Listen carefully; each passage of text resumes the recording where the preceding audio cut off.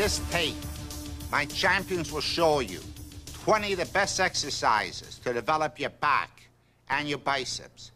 These exercises are programmed to develop your upper back, your lower back, your lats, to give you a muscular V-shaped back, and also define your arms, making them bigger, more defined, with a higher peak, a back and arms that you will truly be proud of.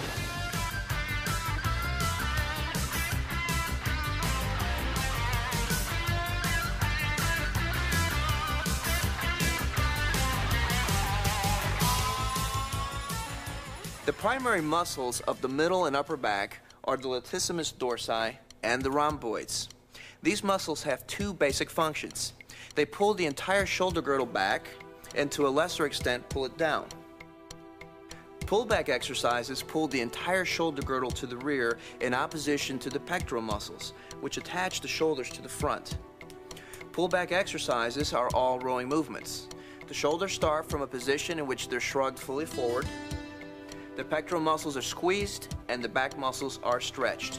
Now pull backwards against the resistance until the shoulders are as far to the rear as possible. The shoulder blades are almost touching. The primary muscles of the upper back are the latissimus dorsi, which extends, abducts, and rotates the arm medially, draws the shoulder downward and backward, and the rhomboideus major and minor, which draw the scapula medially toward the vertebral column. Pull-down exercises, such as chins or cable pull-downs, involve a more limited motion. At the start of the movement, the shoulder girdle is lifted upwards as if you're trying to touch your shoulders to your ears. You then pull down against resistance as far as you can in a reverse shrug motion, fully contracting your back muscles.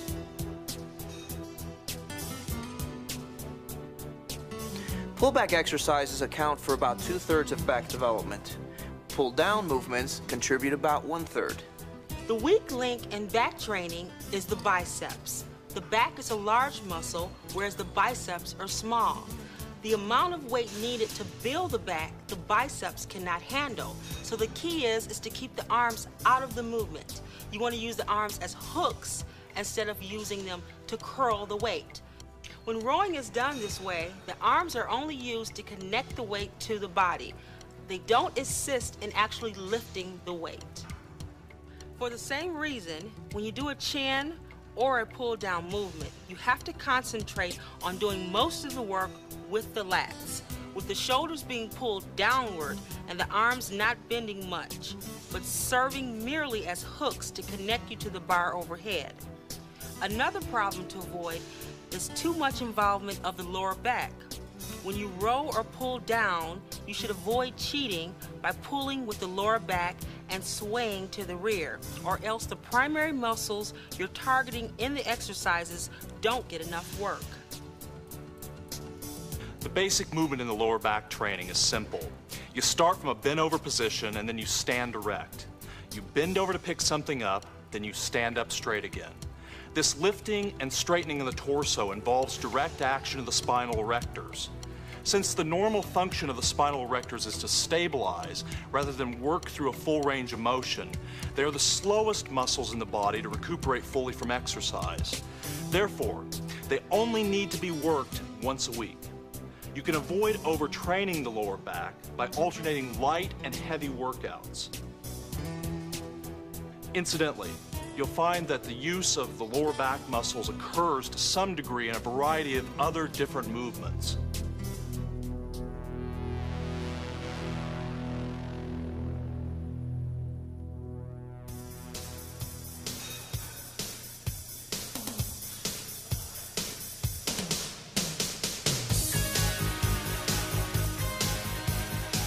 Bent-over rows are one of the best but most demanding mass builders for the back. You need to grasp the bar with a wide enough grip to make the lats do most of the work rather than the biceps. And be sure to drive the bar upwards to the lower abs, not to the chest. Otherwise, you have the same problem of involving too much biceps effort. Most bodybuilders do bent-over rows with fairly heavy weight to build maximum mass, which makes it difficult to do the exercise without at least some cheating. This is acceptable if you're careful not to straighten up too much during the exercise and concentrate on squeezing the shoulders back as far as possible at the top of the movement. However, when you do bent over rows with somewhat lighter weights, it is possible to do this exercise a lot more strictly. But in either case, the essential things to remember are to lift and squeeze with the back, bringing the shoulders as far as possible to the rear, and try to keep any cheating involving the legs or lifting up with the lower back to a minimum.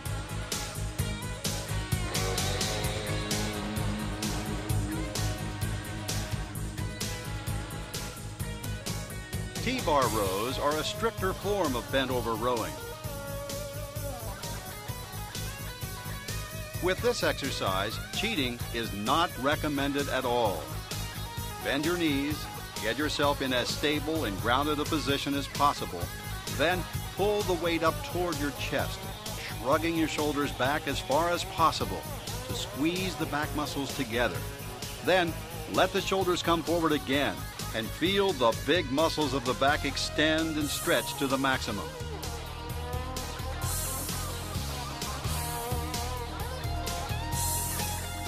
Concentrate on keeping the weight under full control throughout the entire range of motion in this exercise.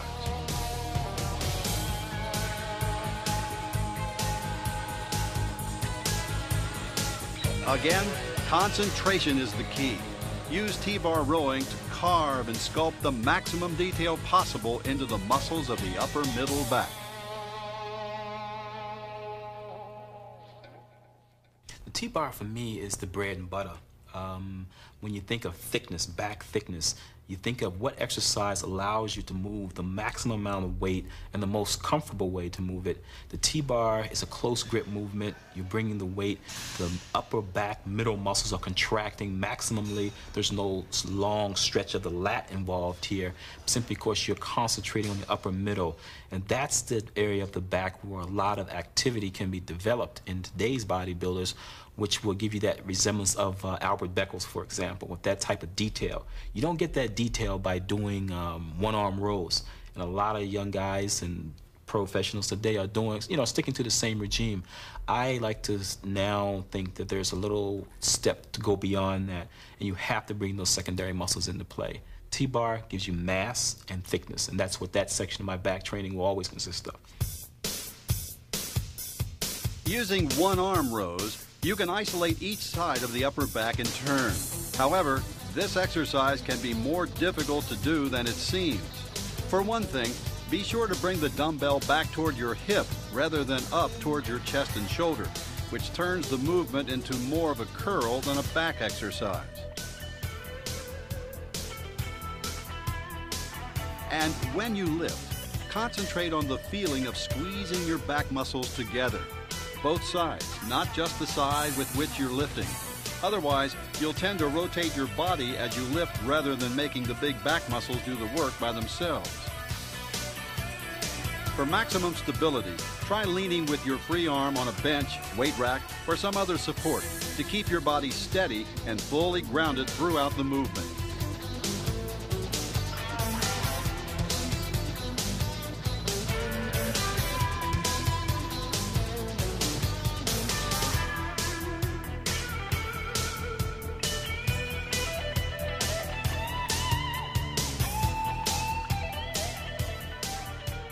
Chins are probably the most traditional of all pull-down type back exercises.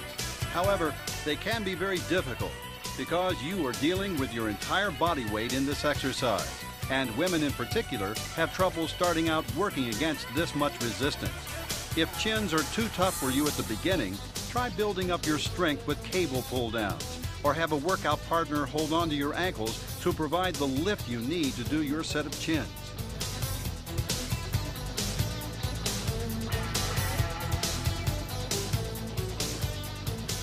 If you have difficulty holding onto the bar during chins, wrist straps can be used to help strengthen and secure your grip.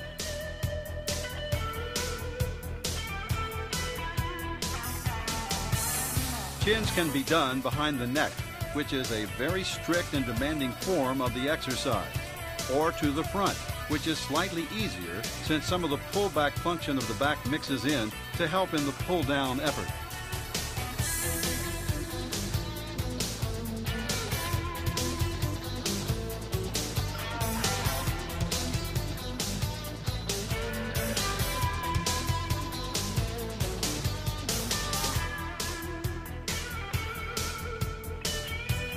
Ideally, you should try to include both behind the neck and front chins in your various workouts for maximum back development.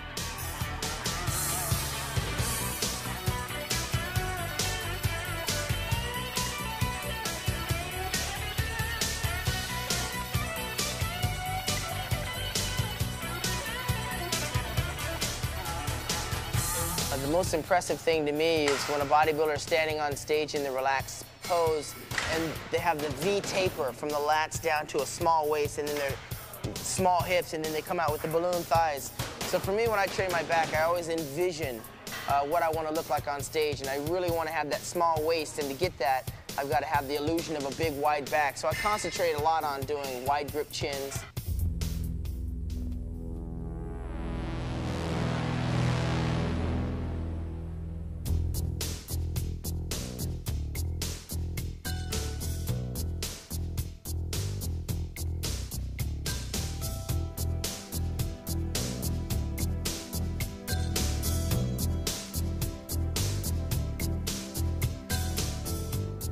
Cable rows are an intense exercise for the upper middle back.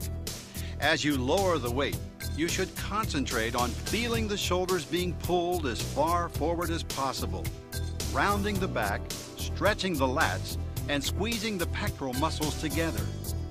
As you pull the handles back, focus on bringing the shoulders as far back as possible, squeezing the shoulder blades together, and sticking out your chest. At the top of the movement, it's as if you're coming to attention. Chest out, shoulders back.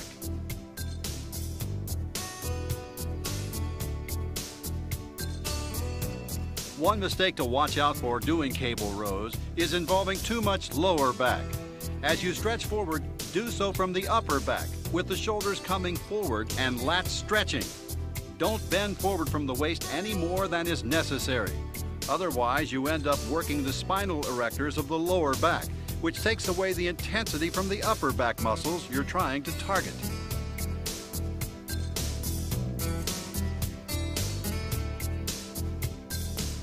As with all rowing exercises, think in terms of using the back to pull the shoulders to the rear, and try to limit how much work the arms are doing.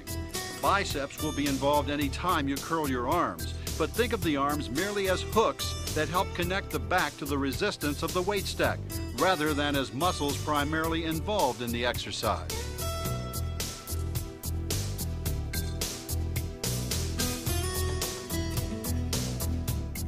Remember, strictness and range of motion are the keys to cable rows.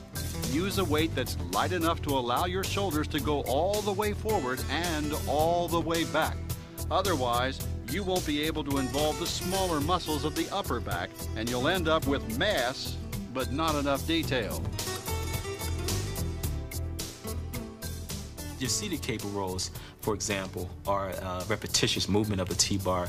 I think if you notice the direction of the weight, how it's being pulled through the chest at each level, one, you're simply seated, the other one, you're bent over, same movement.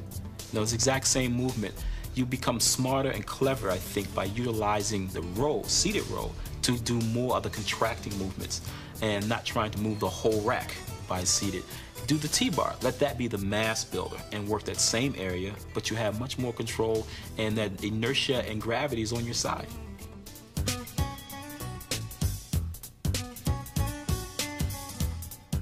You'll find a variety of different types of rowing machines in most good gyms. Most of these machines give you support against which to lean your chest, which helps you to stabilize your torso and work the back that much more strictly. Rowing with machines is generally not recommended for building mass and strength, but machines do allow you to work through a long range of motion and to bring out all the detail and muscularity of the upper back. The keys to machine rowing are strict technique, full range of motion, lighter weights, and relatively high reps. And as with all rows, concentrate on pulling back with the shoulders, not the arms. Pull downs are a variation of chins, which allow you to work with different levels of resistance, less than your body weight, or when necessary, more than your body weight. The strictest kind of pull down movement is the behind the neck pull down. In this exercise, the feeling you want to concentrate on is that of the entire shoulder girdle being lifted upward, then shrugging back down as the bar is brought down to the back of the neck. This feeling of the shoulder girdle, which includes the shoulders, trapezius muscles, and shoulder blades, the whole thing, lifting upward as far as possible, then crunching down as far as possible, is what you need to concentrate on to get the maximum benefit from the behind the neck pull downs. Again, try to keep the arms out of the exercise as much as you can. Remember, although the biceps will contract during this movement, it is not designed to be a biceps exercise. Again, think of the arms merely as hooks that attach the back muscles to the bar. Stretch the lats on the way up and then squeeze and crunch them on the way down, with the effort focused on the back muscles, not the arms. Wide grip pull downs to the front are another variation of the pull down movement which bodybuilders use primarily to build maximum width in the latissimus muscles. In this variation, the bar is brought down to the top of the chest rather than behind the neck. However, don't lean too far back as you bring the bar down, otherwise you involve too much lower back effort. Holding the bar with a close grip, the pull-down movement tends to focus the effort on the inner muscles of the upper back. With this variation, it's really easy to make the mistake of using too much arm effort and turning the exercise into some kind of biceps curl. Instead, concentrate on making the back do the work. Feel it stretch, then contract, and use the arms simply as hooks to connect your back to the resistance of the weight. And at the bottom of the movement, try to achieve a maximum peak contraction of the muscles in the center of the upper back. Contract them as intensely as possible at the bottom of the movement before releasing and letting the bar draw the shoulder girdle upward again. When I'm using the wide grip pull down, for example, my whole concentration is for width. I'm training width, therefore the execution is very important. My execution of it is making sure that my back is arced, the weight is going horizontal, up and down, not vertical, because I find too many people training that movement are leaning way back. They may as well be doing seated rowing, trying to get the same result. For me, doing the lat pull down is an isolation movement, contracting the movement at the top, squeezing it down, halfway down, contracting even more, holding it and releasing it slowly, controlling the weight back up, getting more from the negative just as much as a positive on the push-pull of the execution. So when I do the lat pull down, it's all about the width. It's not about the weight, because I don't see you getting weight adding to your width. You have to control the width movement.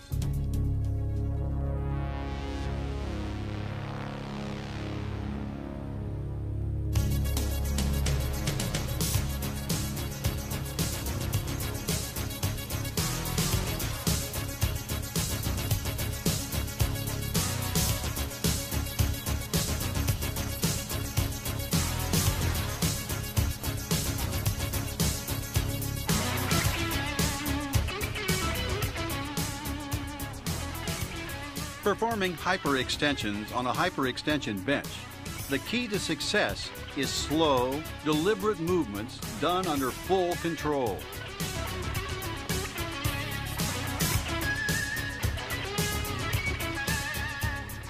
The spinal erectors of the lower back are stabilizer muscles. They aren't designed for speed or power. So lower your upper body under full control. Pause at the bottom. Then come deliberately up to a position just above parallel and hold this position for a moment before doing your next rep.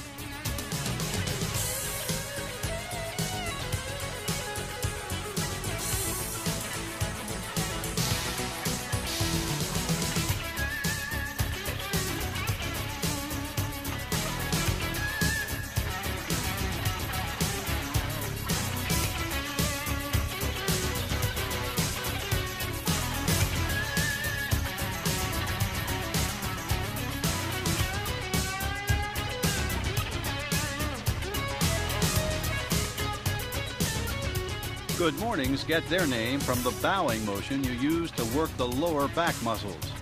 As with hyperextensions, you want to do this movement very deliberately and strictly and under full control at all times.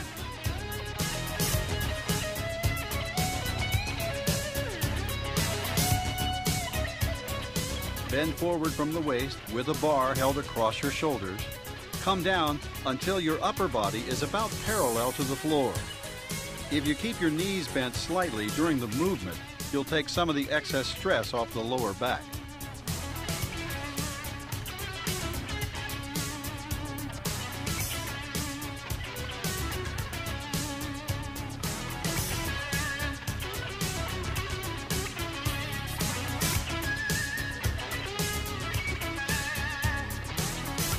Also, this is not a mass and power exercise. You use deadlifts to build maximum strength in the lower back area, as you'll see in tape number 7.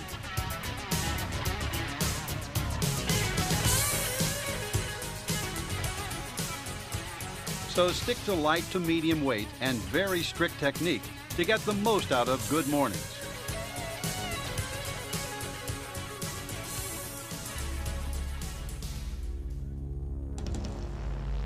Back routine number 1.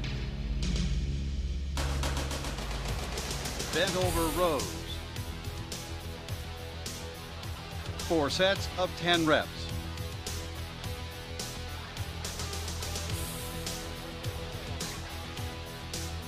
Behind the neck chins. 4 sets of 10 reps.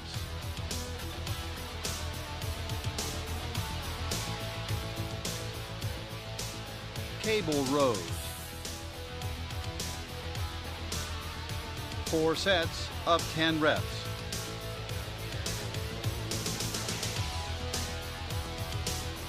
Behind the neck or wide grip pull downs.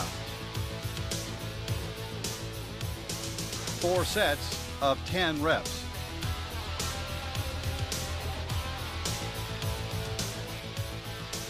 Hyperextension. 3 sets of 12 to 15 reps.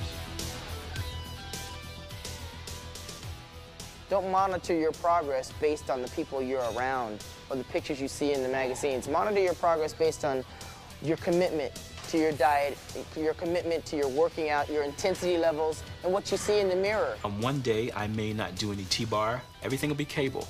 We'll do about 6 different movements. Some of which I've invented, I think, you know, long as it gets the job done. I'm very smart to a point. I don't want to use movements that are going to cause injury just for the sake of using extra weight. So cable work could be used extensively, but the weight will also be compatible to the movement. Back routine number 2. T-bar rows. 4 sets of 10 reps.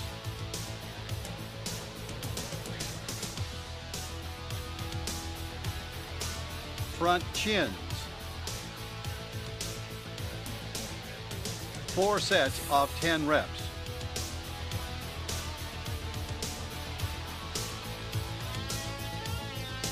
One-arm dumbbell rows. 4 sets of 10 reps.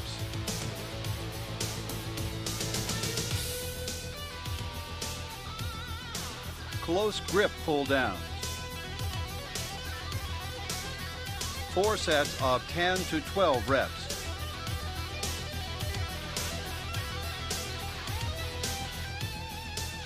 Good morning. 4 sets of 12 to 15 reps.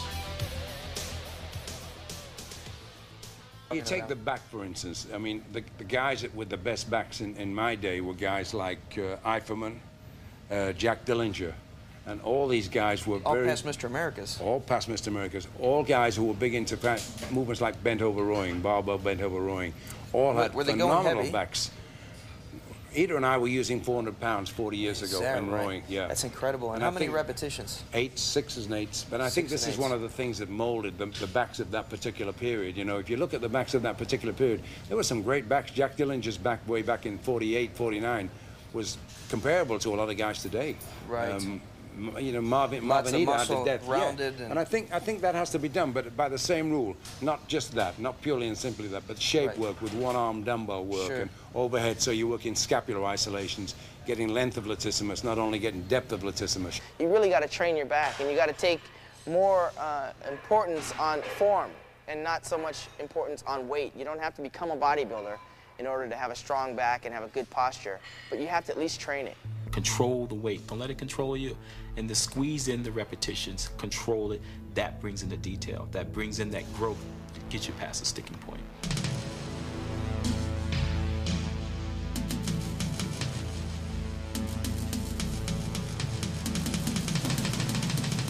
The biceps are a two-headed structure that originate at the shoulder and insert into the forearm below the elbow.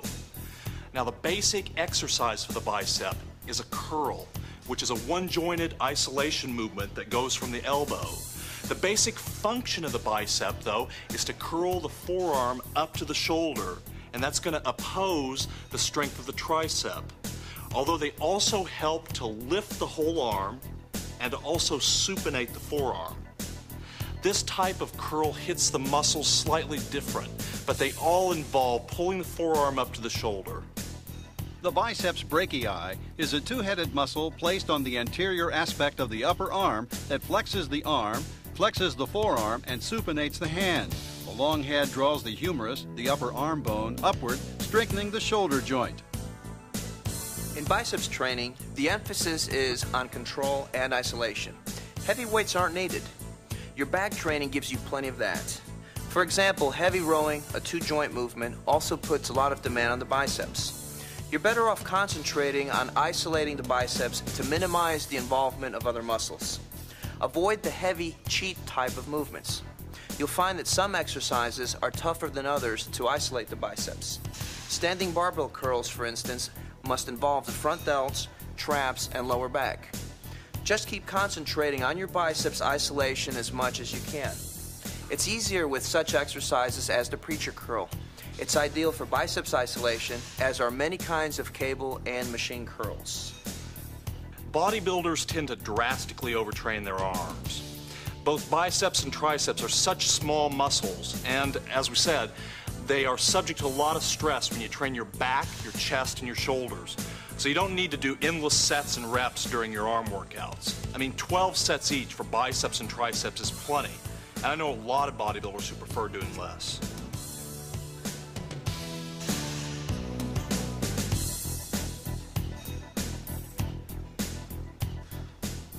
This is a good place to talk about supination. Any bodybuilder will tell you that to fully peak the biceps when you hit a pose, you need to twist the wrist or supinate it as far as possible. This applies to training as well. As you are lifting the weight during a dumbbell curl, twist the wrist slightly, turn your thumb outward as you do the curl.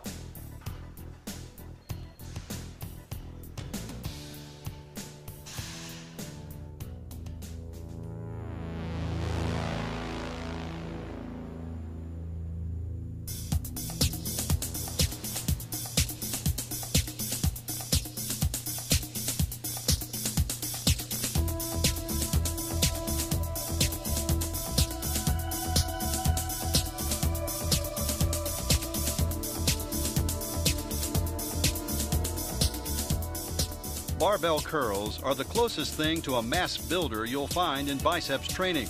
However, since this is still a one-joint isolation exercise, you don't want to pile on too much poundage. Working too heavy means you have to cheat too much, and you end up building your traps and lower back rather than isolating your biceps.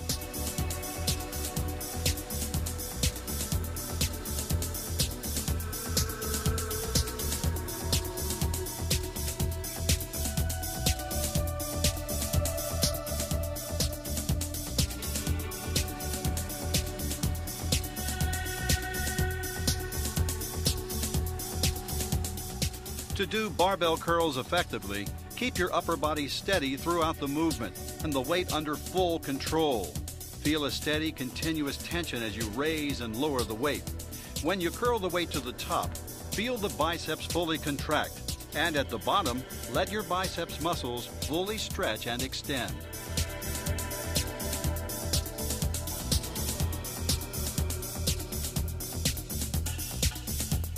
As with any isolation movement, the key to success is control and concentration. Think about what the muscles are doing and how they feel rather than what's happening to the weight.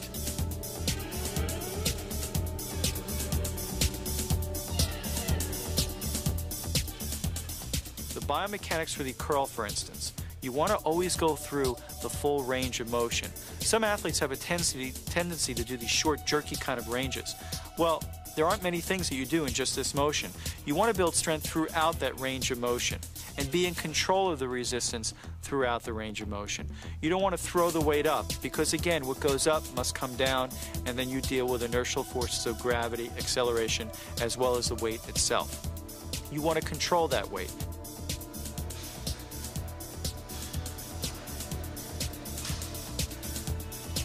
Alternate dumbbell curls allow you to isolate and work each biceps muscle individually.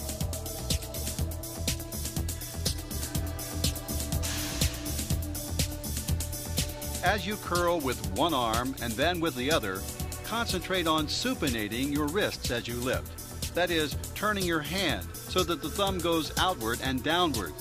This gives you a total peak contraction of the biceps at the top of the movement. You can do dumbbell curls by alternating first one arm and then the other, which is a very strict form of the movement. Or you can curl both arms simultaneously. For additional strictness, try doing dumbbell curls sitting on an inclined bench.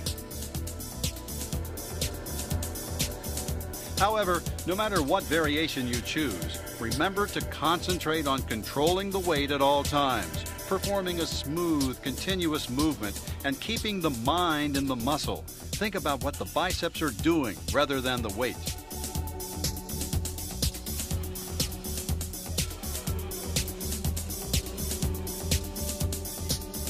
Dumbbell curls, especially when you supinate the wrist during the exercise, are designed to give you the maximum peak possible in the biceps.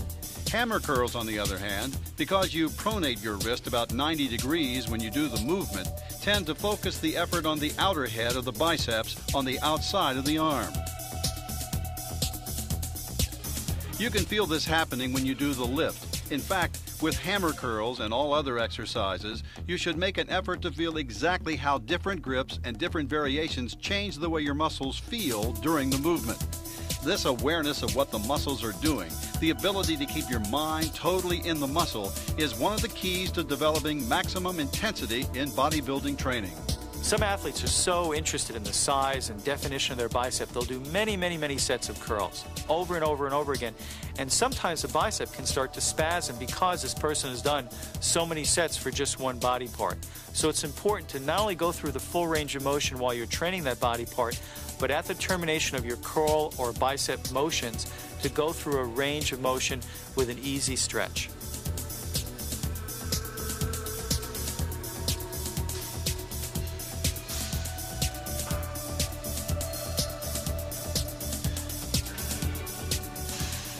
Concentration curls, as the name implies, involve the most concentration and isolation of the biceps exercises.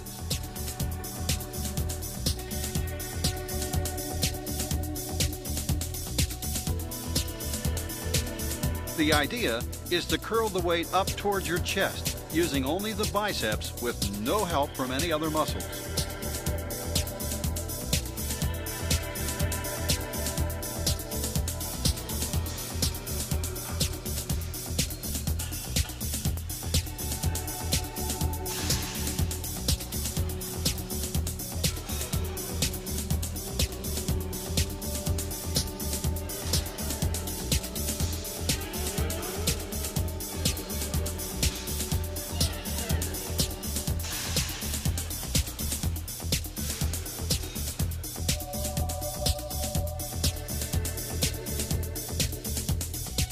Some bodybuilders like doing concentration curls with their arms hanging free. But many others prefer grounding themselves more fully by leaning their elbow against the inside of the thigh, making it even easier to totally isolate the biceps muscles.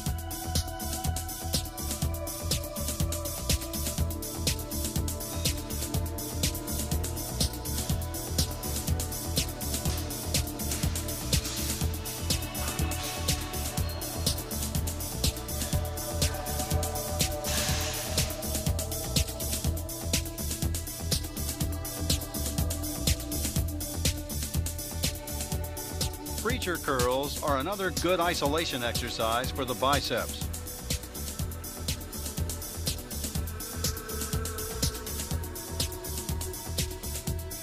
By keeping the elbows firmly in place on the bench, you can ensure that only the biceps are doing the work in the movement.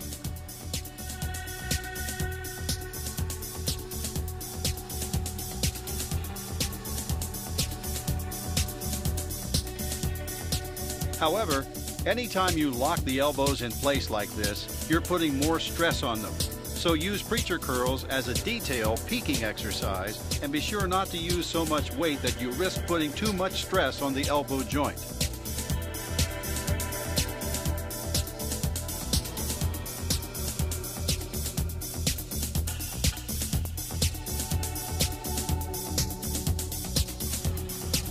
When you do preacher curls, you can use a barbell, an easy curl bar, or you can further isolate each biceps muscle by doing preacher dumbbell curls, one arm at a time.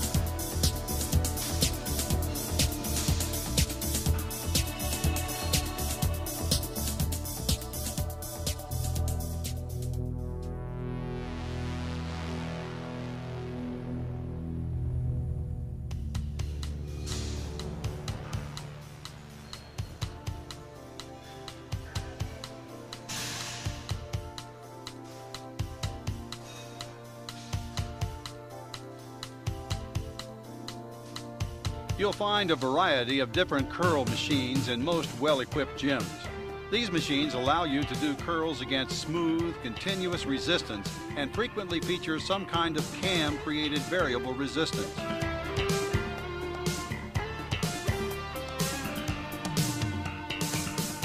As with other machines like these, they are best used for higher rep, lower resistance, finishing off sets.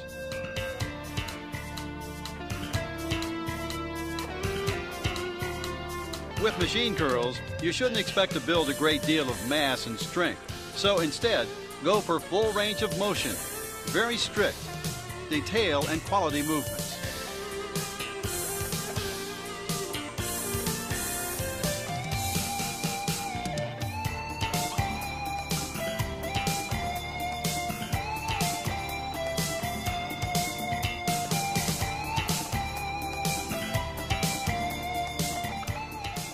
Cables allow you to do a great variety of different kinds of curl movements. You can perform one-arm cable curls as demonstrated here,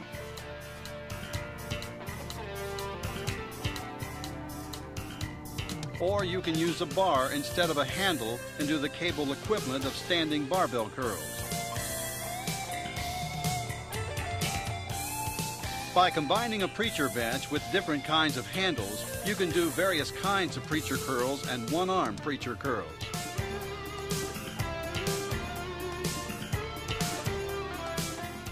Remember in all cases that a curl is a curl is a curl. No matter what kind of equipment you're using, free weights, cables, machines, it's what you do with the muscle that counts. Feel the biceps extend to full extension, then contract smoothly under control to achieve a total peak contraction. One thing to remember when you're training biceps is they get a large volume of work when you're training other compound movements like back, and it's getting a tremendous amount of work. That's why it's so important to isolate the bicep and not cheat and not end up using your traps and shoulders and pecs when you're training your biceps by themselves. You have to learn to isolate and concentrate on the muscle group you're training. Biceps routine number 1. Standing barbell curls. 4 sets of 10 reps.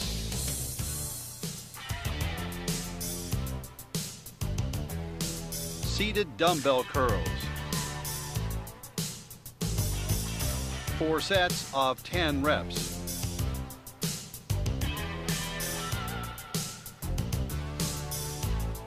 Concentration curls. 4 sets of 10 to 12 reps.